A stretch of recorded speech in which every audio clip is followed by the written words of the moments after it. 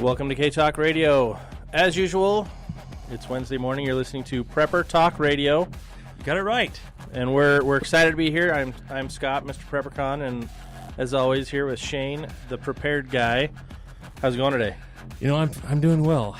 Tweaked my back a little bit on Monday, but that was my own fault. Well, that's better than tweaking your truck. Yeah, I tweaked my truck last week, and I haven't had it for a week and a half. Good thing John's not here, because how we're not going to go there. F-150s. We're not going to go to John. But he will be here next week, either on the phone or here in studio. I don't know. Yeah, we're going to have a fun guest next week. We're going to have John with Survival Medical. He's been one of our long-standing sponsors here for Prepper Talk Radio. The coolest thing about their gear, their kits, their Survival Medical, each of the medical kits is actually designed purposefully. You know, it's not just a box of Band-Aids and a box of swabs and a little ointment. Everything's been put together purposefully.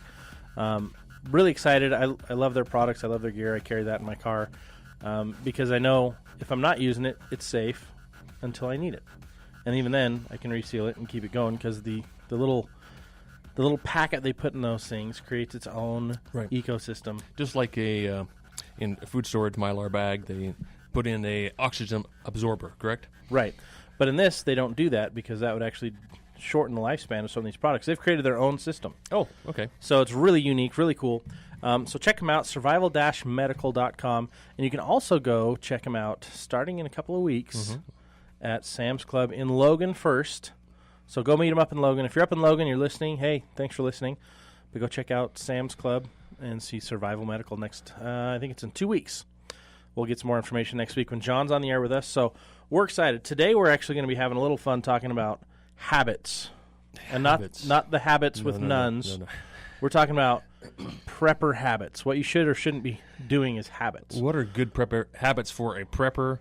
What habits have I developed? And that's kind of where I tend to speak is on my own personal habits and experience. Time-tested things you've done. Exactly. What I've eliminated, what I say, okay, that's not really important. And so what our goal is here is to really try and help you take action.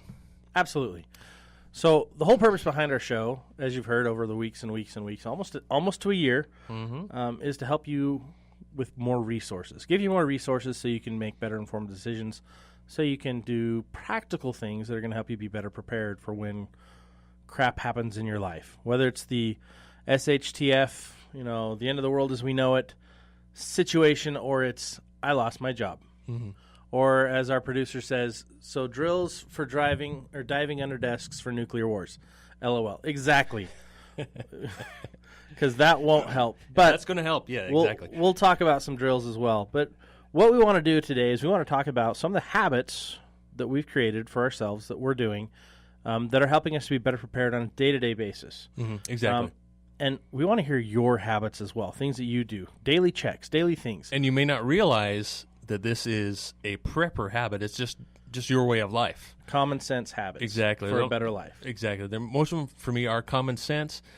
And nowadays, has become fairly rare, common sense, especially when it comes to these kind of prepper habits. Yeah, I would agree. It becomes uncommon sense. So if you want to join in the conversation, we'd love to have you here.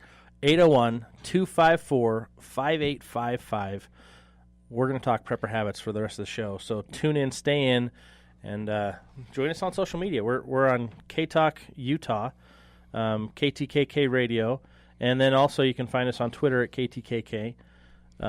Join us, hashtag us, talk about us, talk to us. We'd like to interact with you there. Yeah, we like to talk, but we'd rather talk to you guys and answer your questions and interact with you guys. So appreciate your calls. So I think one of the habits that I've developed that's probably the simplest habit is my pocket check. Okay, pocket check. Pocket check. Every time I leave the house, I check all my pockets. Okay. I used to not do this. It used to be just keys and then a pocket knife, and then it graduated from keys and a pocket knife to keys, pocket knife, pliers. Make sure I've got my wallet. I used to not carry my wallet. That's how ridiculous I used to be. And then I was on vacation visiting family in Georgia, and they were living in a military base there.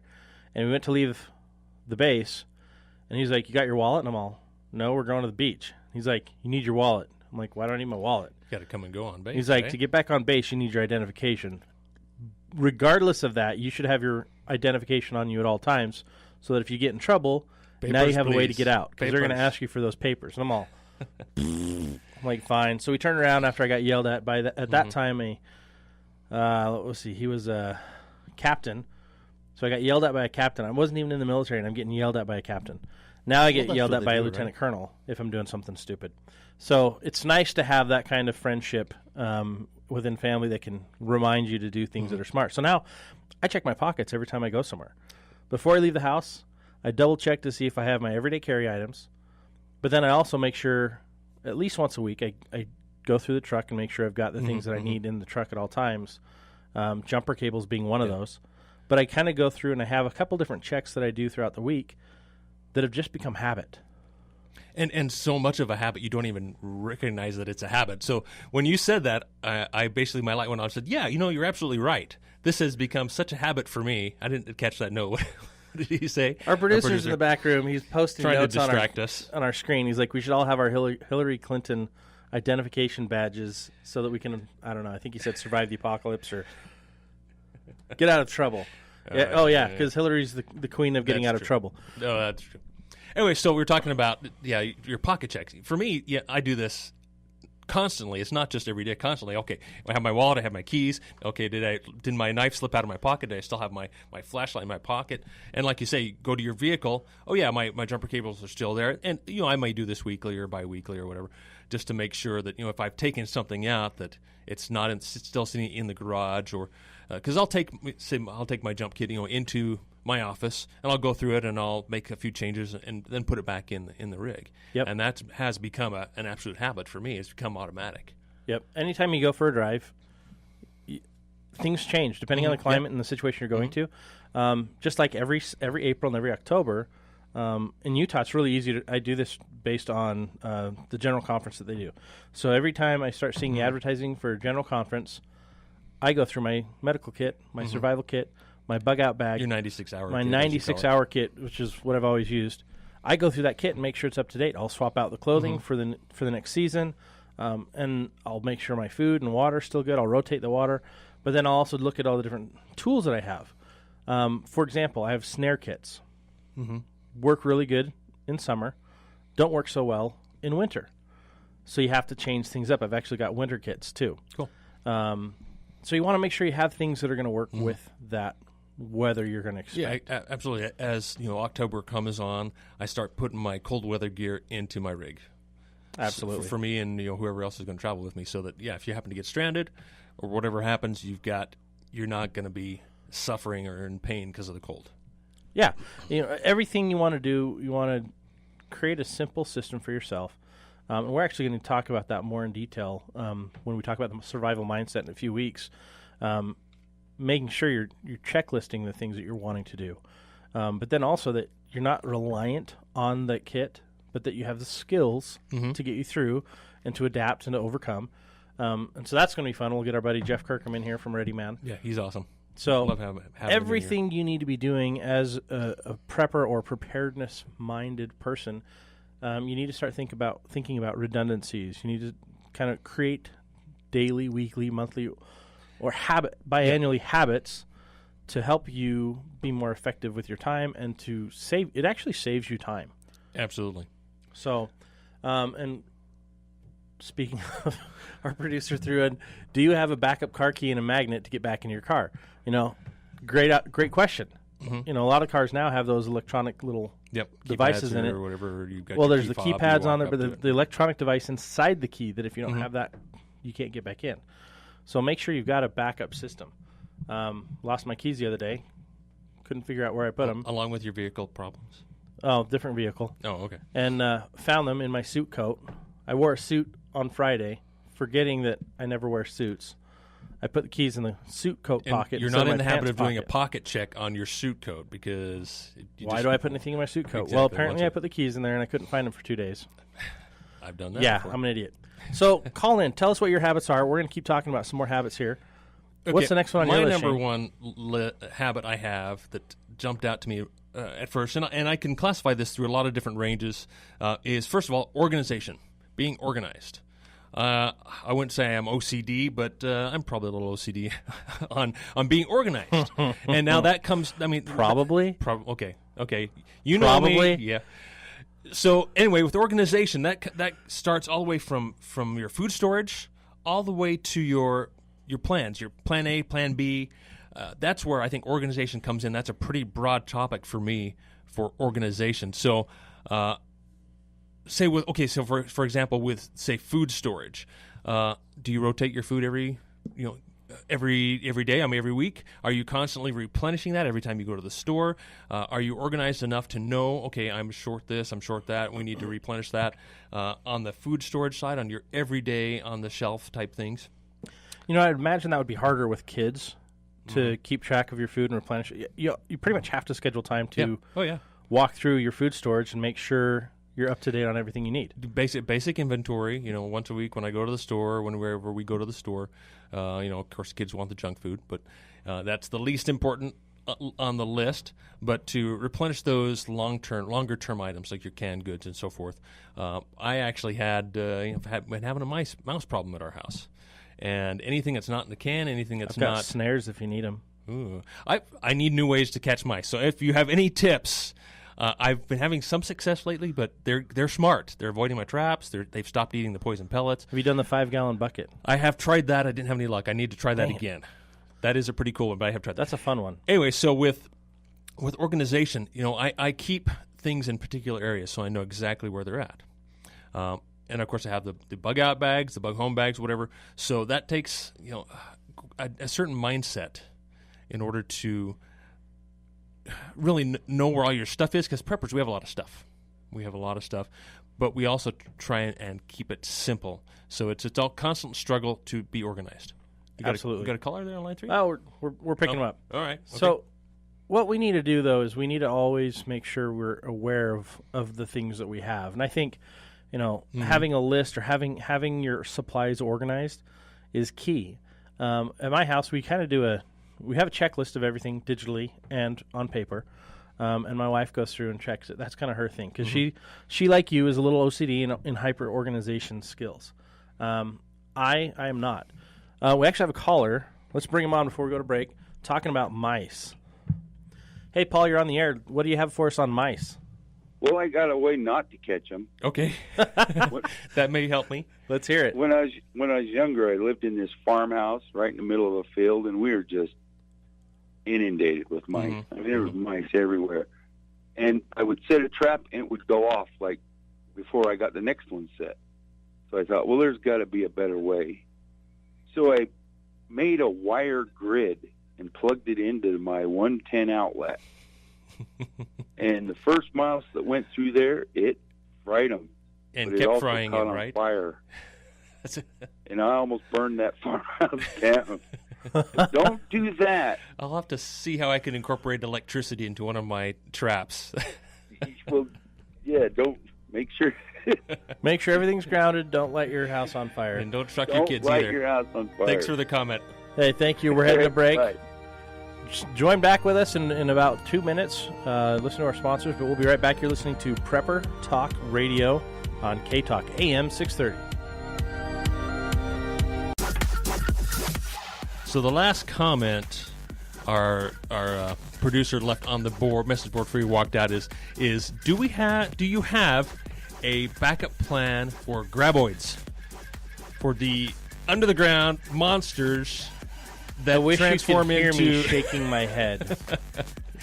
One of my favorite prepper movies are the Tremors series of movies. And actually, when I was sitting down last night, Scott, writing notes out to doing my show prep for today, I want to do a whole show about things that we've learned from prepper movies, from movies about preppers, and just get into those types. I think it'll be a blast. It'll be a lot of fun. Especially from the Tremors series of movies. Burt Gummer is the ultimate prepper, and he has a lot of good things to say. We're going to get callers on Walking Dead. We're going to get callers on just about anything and everything. That's hilarious. There was one, but I think Disney did it. It was a long time ago, and it was somebody versus the IRS. I'm trying to see if I remember that. And he had landmines in his front yard. Okay. Like this kooky dude, hilarious. So it's an old Disney movie. I think it's an old Disney movie. I'm gonna have to find that. Yeah. We'll reference that next time. If you know what I'm talking about, please call in and tell me, because that would totally solve that problem. But we're talking about lists. Let's go back to lists, habits. One of the biggest things that I'm a proponent of is keeping your things organized. Mm-hmm. I'm not as hyper OCD about it as you are, but then again, I have a wife that's super hyper organized. That's her favorite thing in the world, is to be organized. Mm-hmm. She'll checklist and list, and like right now we're renovating the house. There's 9 sheets of paper on the fridge with all the to-dos that I'm supposed to do. Mine's pretty long too. And that freaks me out, so I keep stacking it back so I only see one at a time. It's a little overwhelming. But there's a lot to be said about that. Is if you think about an emergency and a disaster, there's a lot of chaos going on. I mean, and if you don't have a plan, if you haven't already made plans, if you're not already organized, it's going to be so much worse. If during that emergency you're trying to locate, okay, where is this or where is that supply? Yep. I know where I could find it in the dark. With the house partially collapsed from an earthquake, I could probably still get to my supplies. Depending on the partial collapse. Exactly. Yeah. But the thing is we need to make sure we're creating a habit of practicing these things. Mm-hmm. A habit where you practice, what do we do in case of an earthquake? And throw the scenario out. Change the scenario up every time. But make sure everyone in the household knows where things are, because if something happens to, for example, Shane, if something happens to you, who takes over as leader? Mm-hmm. And does everyone else in the house know where everything is? If that chain of command falls apart, does one of your kids know the lists, know where everything is, enough to be able to say, I've got this? They just moved out. Okay, so you've got to create that new habit in one of your kids. Yep. Me, I've got the same problem. Thankfully it's only my wife and I, but there's a lot of other people that kind of rely on us, and so they don't know where everything is. Yeah. And I don't want them to know. That's true, and that's another thing on my list is what we'll get to, hopefully, if we have time, is, okay, who can you trust? Who do you talk to? Who do you not talk to? And trust with those types of things. Okay, yes, here's where this stash is. Here's where this is. Here's where these documents are. In an emergency, you're my backup. Yep. And there's a trust level you got to have with certain people to be able to tell them what you have and where you have it. Yeah. Otherwise, and we're going to jump into this a little bit later, is operational security, or OPSEC as everyone calls it. That's more military minded. But those are important things. You don't want everyone to know. You don't want to wave a flag out and say, "Hey, we've got a food storage supply to last 10 months. Come and get it." Mm-hmm. Same thing with anything else you have. Exactly. But we still, like you and I, we still need to open our mouths and say something to get people to kind of wake up and be aware. So those are a couple other items that are on my list, as well as prepper habits. They're a little bit further down the line here, but essentially, you need to keep quiet. That's one of the habits of a prepper, is keeping quiet, but also teaching, being able to open your mouth and just talk to your neighbor who you have no idea, what their beliefs are, what their tendencies are, what kind of a person they are. But you still have that urge, that desire to help them to become prepared, because they're your neighbor, and if something happens, first of all, they're going to sap your supplies, maybe even be a danger. But yeah, and the rule is, first rule of prepping is you don't talk about prepping, right? Second rule of prepping, you don't talk about prepping.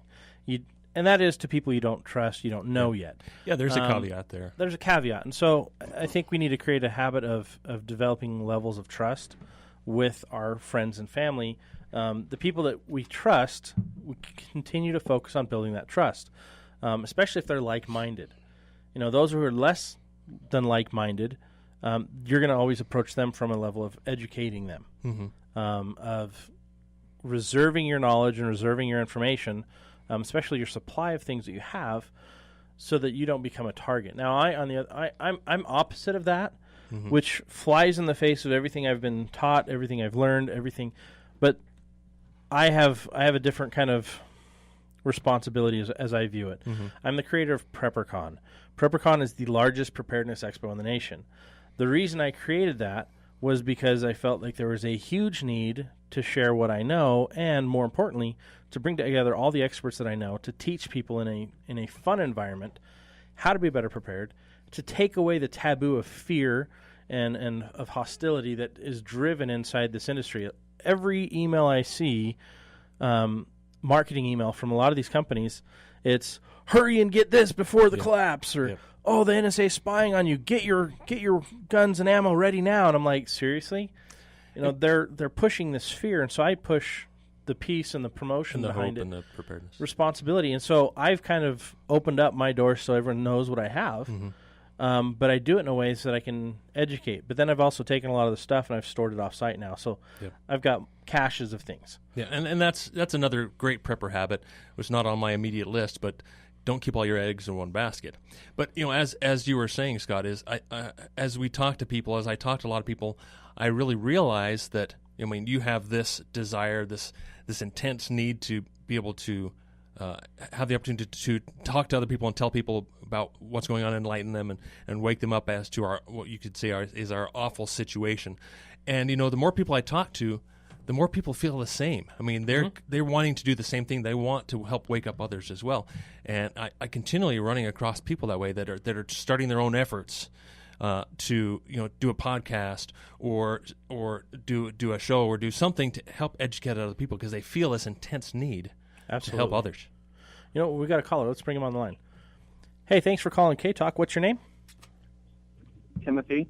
Hey, Timothy, you're live with Prepper Talk Radio. What have you got for us? I wanted to talk about the mice. Okay. So I grew up in a house that I killed a lot of mice when I was a little kid and a teenager.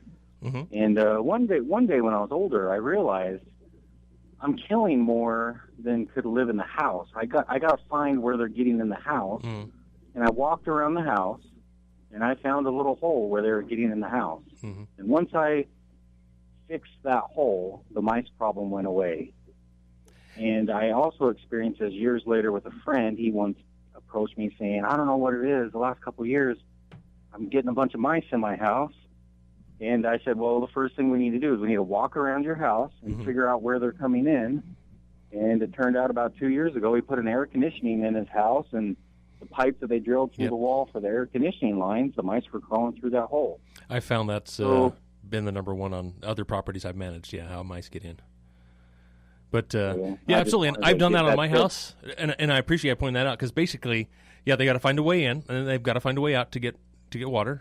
But they're in your house for food, and so we've gone through our house, and they did get into. We had a bag of a big 50-pound bag of wheat that was not in a bucket; it was just on the shelf in the storage room. They had gotten into that. We cleared that out. We cleared everything else out that they could possibly be eating, and so we're making some progress on it. But how they get in and out of my house, I haven't the slightest idea. That's my biggest concern right now. I bet if you put a little time into it and walked your house a few times, you may find the source where they're getting in. I do need to look a little harder. That's a good idea. Thanks for bringing that up.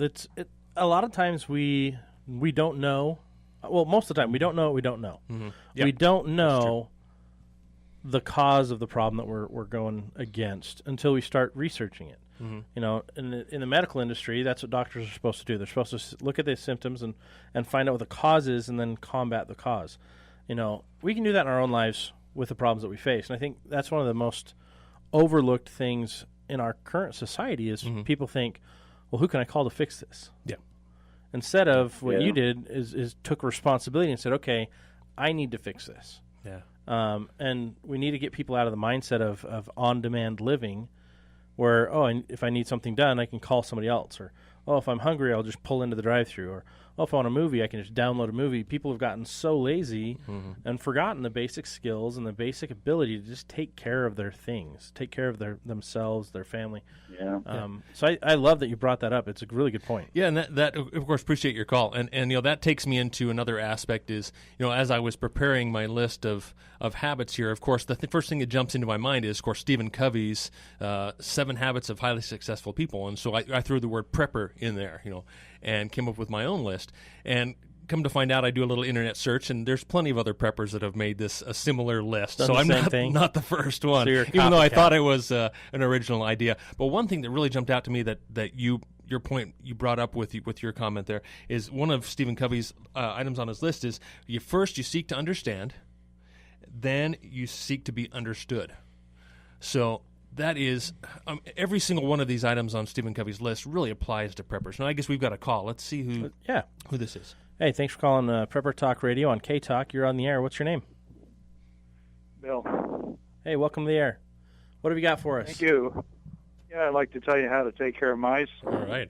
I We've got could a use all the mice- advice. This is a mice show. This is a hot topic.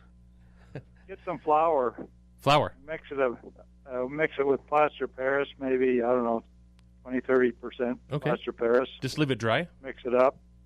Uh-huh. It up, and leave it dry. Just set it out in a pan for the mice to eat. Oh, wow. The mice eat the plaster Paris, goes in their stomach, sets it up, they're dead. That's a great idea. Ano- I'm going to give that a try. Another good way is if you're preppers, you ought to build some figure 4 deadfall traps. Okay, yeah. Take a piece of 1x10, a short piece of 1x10, put a brick on it, and Yep. make a little trigger. That's true. They have And gotten you- used to my regular mouse traps, and they don't go to those anymore, even though they have peanut butter on them. So if I change up the different trap idea, then maybe that'll work better. I like that idea with I the use- deadfalls because now you're practicing a skill you should already be that's- practicing. That's true. Exactly. I used that trap down in Venezuela. I could catch 2 at a time Yeah, I've done that. within minutes. I mean, it works very well if you know how to work it. I'm going to do that this weekend. That's my to-do list this weekend is to build a deadfall Yeah, trap. you might tell people how to make the figure 4 deadfall trigger, but it's very effective. It works on any size animal. Shane, let's have you do a video of that this weekend. Okay. Set it up, practice it. That's a good idea. We're going to follow up with this next week. Thanks so much for your call. Yeah, thank you. You bet. Bye. We got a call on line 5 here. Hey, thanks for calling into K-Talk. You're on the air. Oh, wow, that was fast. I have a solution to the mice problem. Let me tell you a story I had. All right. Where I live, there's just a lot of mice where I lived, and I had a problem where they were taking over my garden and my house. Mm-hmm. So what I did, I used the neighbor's cats, Mm-hmm.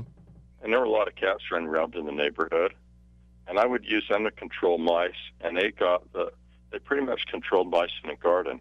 However, they ran in my house as an escape route. Mm-hmm. So I got a cat myself, and that solved the problem.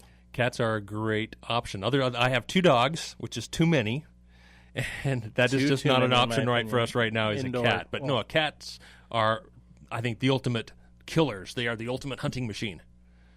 Oh, I've looked at cats. I actually like to watch them hunt. Yeah. I mean, I admire their hunting skills. There's a natural beauty to them to watch them hunt.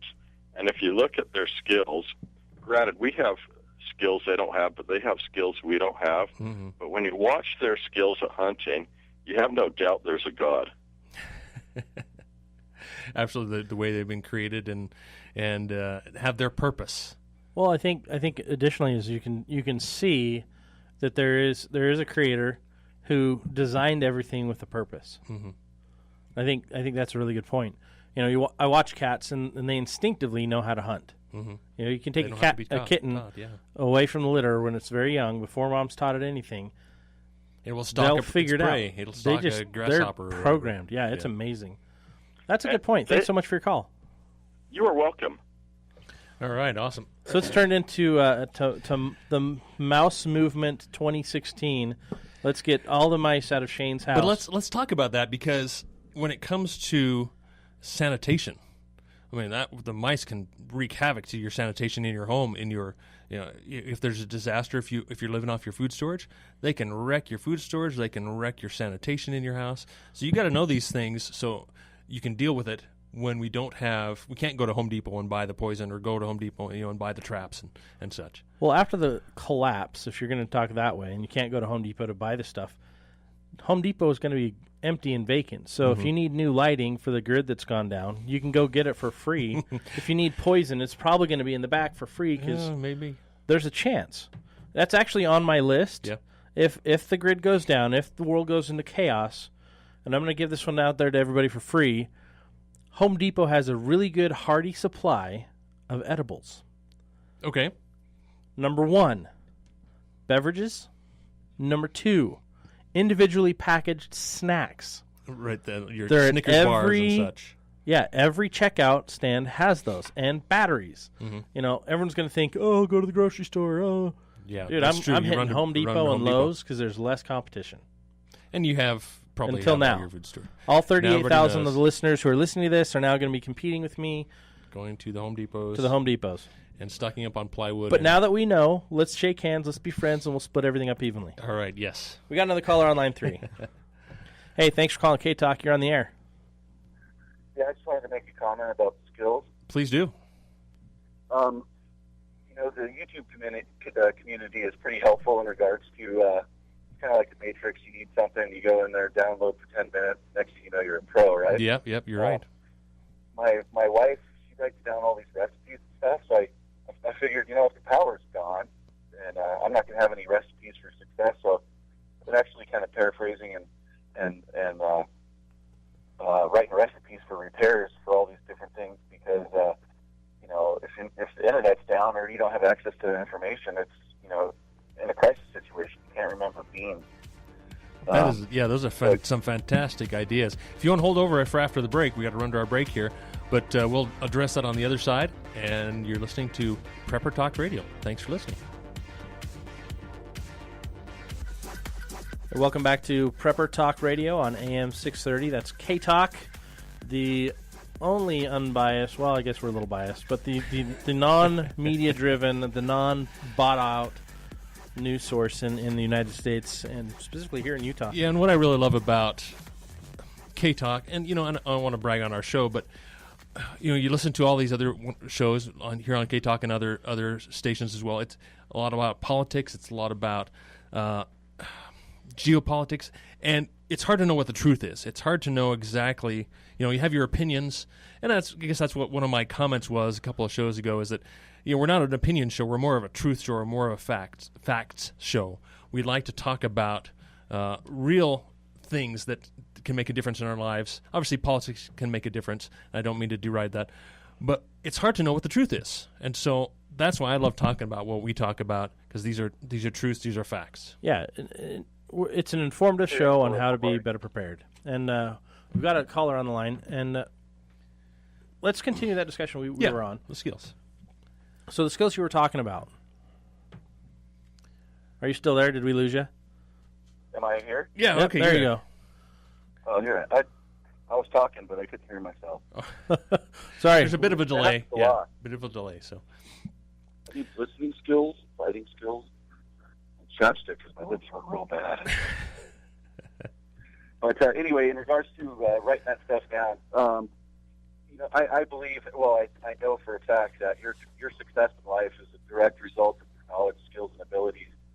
And if you're sitting down watching TV, you're not investing in your family, you're not investing in yourself, you're investing in the media, and their products are brainwashing you. But there's a lot of time in life, and if you turn off the television, you're going to create a whole other lifetime that you're going to be able to learn and put these skills to use. But I really feel like having that knowledge is key to the future, because it's kind of being lost. Fahrenheit 451 isn't about burning books anymore. It's about deleting what's in the internet.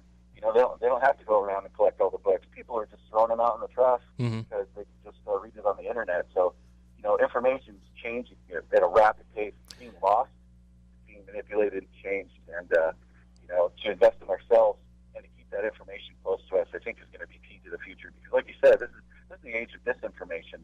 And you can spend more time filtering through all the stuff than you can finding out the truth. And then, and even if you did identify the truth, or if you knew the truth, did you identify it? Yeah.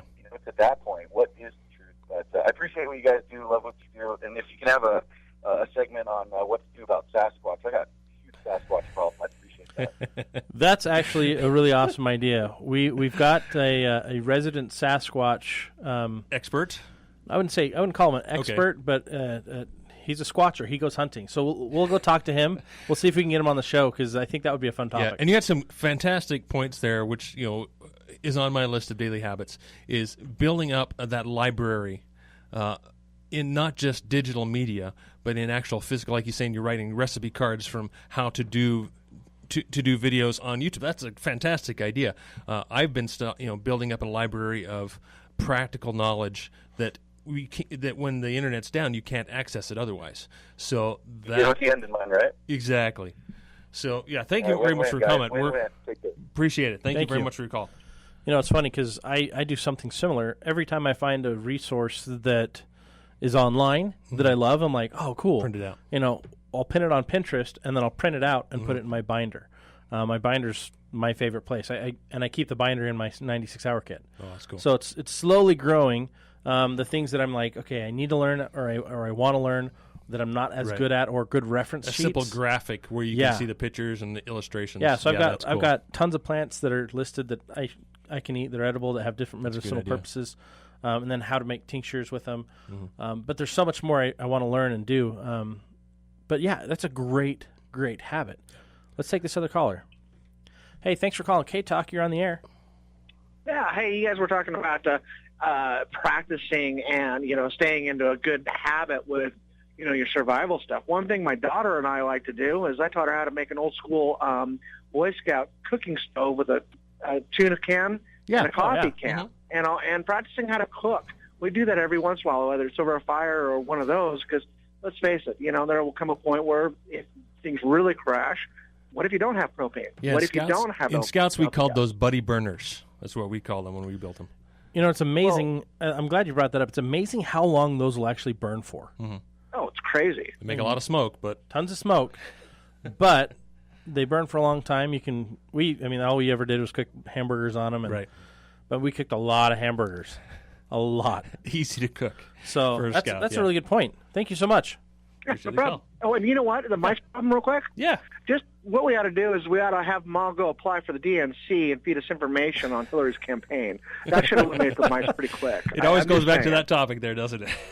You know what? It does. It really does. So, all right. Have a great day, guys. Hey, thanks for the call. Appreciate it. Oh, we just missed a couple of callers there. Feel free to call back in.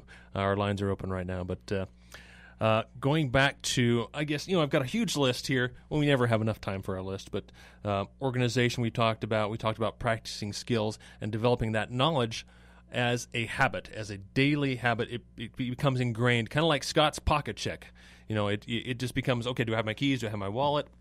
Because it becomes an instinct, and it's no longer a habit. It's beyond a habit and has become an instinct and ingrained into your daily habits.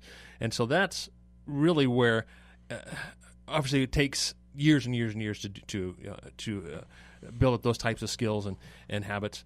So start now and be aware. And that's another thing that's on my list, is being aware, being observant. That's what I'm calling it, being observant.